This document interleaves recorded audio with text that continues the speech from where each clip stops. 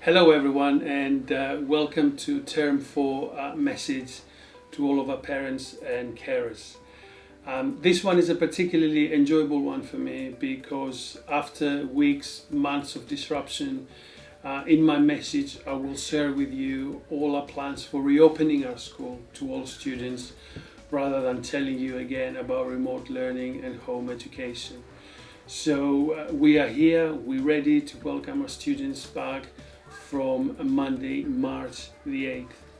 Now, having said that, I want to again reiterate a message that I shared with you in my previous message in Term 3 and say a massive thank you and an enormous well done for all the work you've done from home with your children.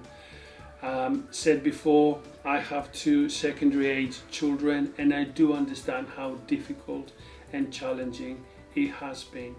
So as a principal of the school and a fellow parent to you, I again say thank you for all your support and well done. Now, I want to share with you some of our plans going forward. I sent you a letter last week where I've put into steps the plan we are going to operate starting from tomorrow. I'm recording this message Wednesday, tomorrow, Thursday, we're starting testing at Year 11s.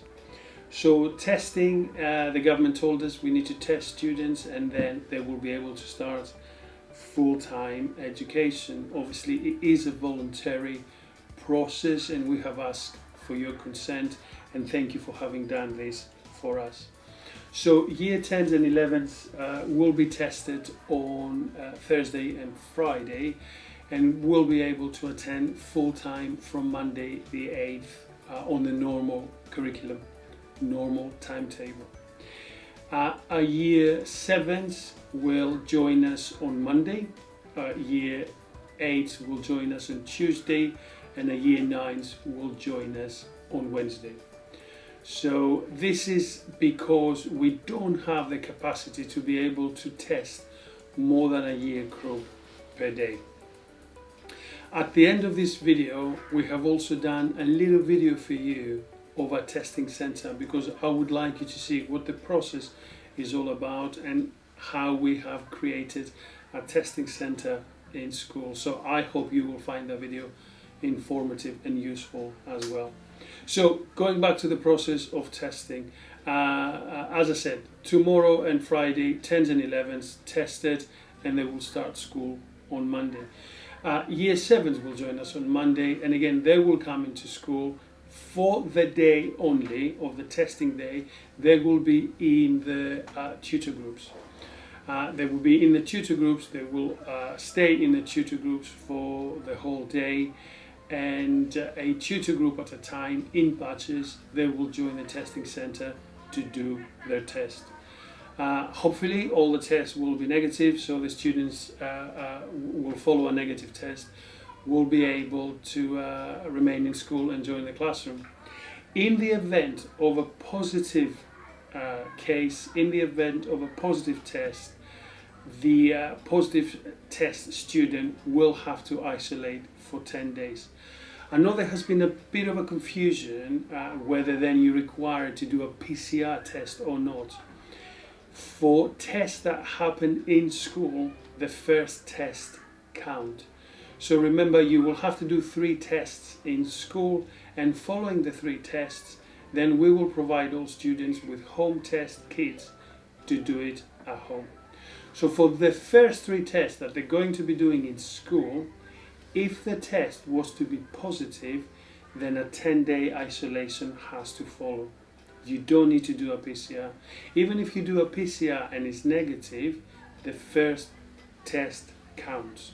So a first positive test in school, the first 3 tests you're going to do, don't need a PCR and you will have to isolate for 10 days.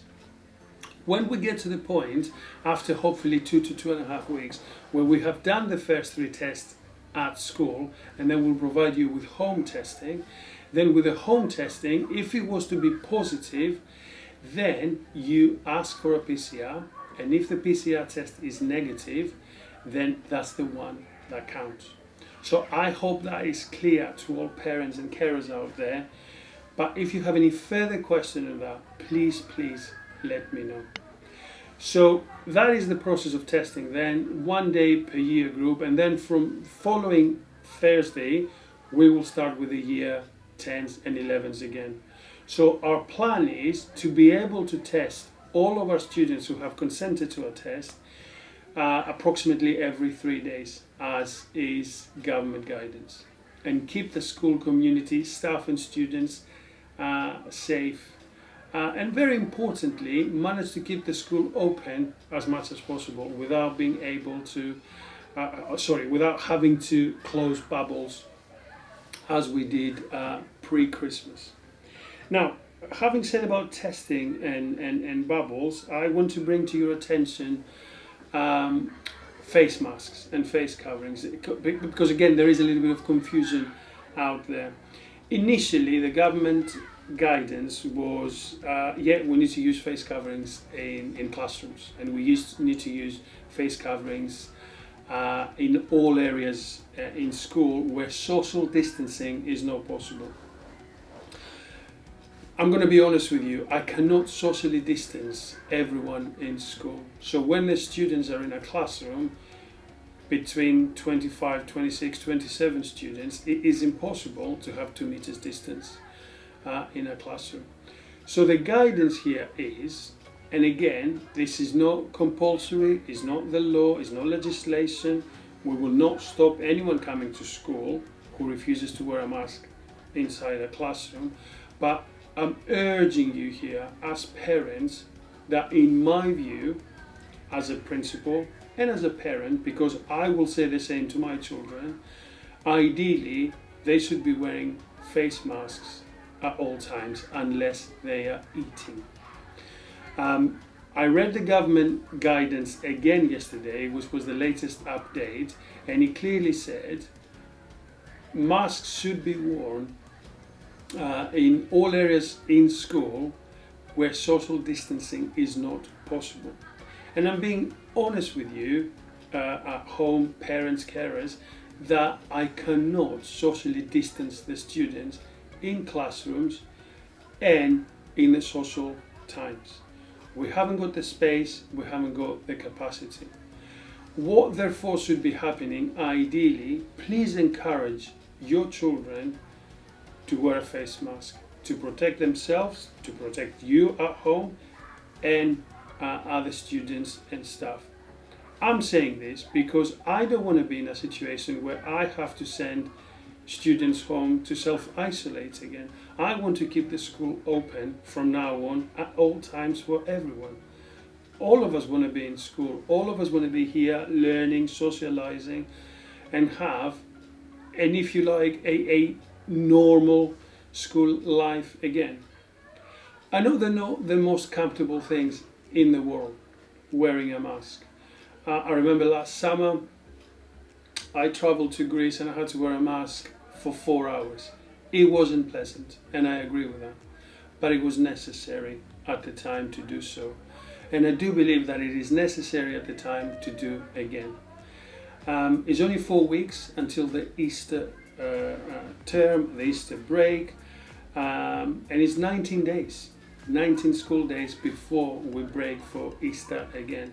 And I think legislation will change after Easter, and some easing into lockdown will come again. So for those 19 days, I'm going to say it again, I urge you that face masks should be something that you need to consider very, very seriously in order for all of us to feel safe in the school environment. After the first initial 3 days then, when all students have been tested at least once, then we are back to our normal timetable, where the students are back full time doing all the lessons. However, we need to keep the pre-Christmas arrangements as they are. So the students will be in their bubbles, the year group bubbles, as they were. We are not there yet where we can open up the school and start mixing the bubbles. The bubbles will remain, but with the assistance of the lateral flow testing and the wearing of masks, we are now able to do a proper track and trace and not have to send home whole year group bubbles to isolate for 2 weeks. We're in a very, very strong position, as I said before, to keep the school open for all students going forward. Now, as I said, if you have any questions about this at all, please don't hesitate to contact me as soon as possible. Just a couple of things about logistics. I would like, if possible, for a year 7, 8 and 9 students, the first day you come to school, please bring with you a packed lunch, because until you do your test, it's going to be very difficult for me to let you go to the restaurant. So you do your testing, and then obviously your bubble is your oyster, and you can go to all areas that you can. But for the first day back, can you please bring a packed lunch? So for year 7s, Monday, bring a packed lunch, and then you can go to the restaurant following that from Tuesday. Year 8s, obviously on Tuesday, bring your packed lunch, go to the restaurant. From Wednesday, and obviously year 9s, Wednesday packed lunch, and then from Thursday you can go out and use the restaurant. If your first day has PE, don't wear PE uniform. Come with your normal school uniform, because until you do your test, you won't be doing PE. So the first day, you're going to spend it with your tutors, in your tutor groups, doing a different variety of subjects that is not your timetable. But that is going to be only for one day, for the first day of your testing. After that, if year 7s, for example, were to have PE on Monday, don't wear your PE kit, come with school uniform. But if you have PE on Wednesday, then you're back in your normal timetable. Come wearing your PE kit to join all your lessons. Finally, I've had some parents asking me about additional learning. Now, I'm going to share a few thoughts with you, all parents there and carers. I'm not a fan of expressing such catch up and lost learning or lost generation. Nothing is lost. Nothing is lost. And I give you a promise here, a pledge, that whatever year group you are, we have a plan for your additional learning, for your additional needs. Whether they are social, emotional, mental, spiritual, academic, we will work together to make everything happen. So please do not use expressions such as lost generation or gap or catch up. We will be okay. And as I said, this is my pledge to you all, that we are already working behind the scenes to make this happen. For example, we will have an Easter school where we'll invite students to come in. May half term, where we'll open our schools for many of our students to come in. Summer school, there's a lot of conversation for summer school. We're looking into that at school. You will have details as soon as we have a solid plan. We are working behind the scenes to offer additional learning to all of our students. But as I said again, this is my pledge, that we are working very, very hard so no one is left behind in all aspects of learning. I hope I have answered, hopefully, most of your questions. And I genuinely think that I have come across telling you the truth, telling you what my worries and what my fears are opening up the school. And my only worry is that as a principal, as a parent, as an educationalist, I want to keep my school open at all times as much as possible. And I ask for your cooperation, and I'm asking for your help and support, if you like, with face coverings and with testing and with sending the students with all their equipment and uniform to be able to run the school as smoothly as possible. I think that is all for me. Thanks for listening. Please get back to me if you need any more clarification and any answers. And as I said before, there's a small video after that where we did some footage from the testing center where you can see what the process is all about. So if you need any answers to the testing process, to the reopening of schools, safety, risk assessment, please contact me as quickly as possible. I'll be more than happy to get back to you. Thank you for your support, and I hope you are all well and safe with your families. Goodbye. Hello everyone, welcome to the Priory Community School Testing Centre. I just want to spend a few seconds showing you what the testing centre looks like in advance, as quite a lot of our students will be starting testing tomorrow. Now you'll be wondering why I'm wearing a mask doing this recording, because obviously I'm inside the testing centre, and at all times staff inside the testing centre, they need to have a face mask on. Now we are standing in the corridor here in the Denny Suite, which is a testing centre, and the first point that the students will come across is the registration desk. So there's a member of staff at all times here. Obviously students will approach the desk wearing a mask, observing social distancing, and they will receive one of these cards with a barcode and the testing number on it. Now following me inside the testing centre, where I'm going to spend a few seconds telling you about the process. Thank you. Hi, we're now inside the testing centre, and I'm very delighted that we are joined here from Mrs. Bagley, who is a testing centre lead, and she's going to tell you all about the process from start to finish. Over to you, Miss. Thank you. Thank you. So as the students come in, they will be seated in a booth, and as you can see, we have 3 booths this side, there is another 3 booths the other side. They will sit down, they will be asked to antibac their hands and blow their nose and antibac their hands again. They will then walk up to the processor to collect their swab, and they will sit back down in their booth to take their test. Once they have taken their test, they will walk back up to the processor to put their swab in the processor's vial. The processor will then process that test. The student will go back to the booth, they will put their face covering back on, antibac their hands, and when all students are ready to leave, they will follow the red arrows and exit out of the exit door.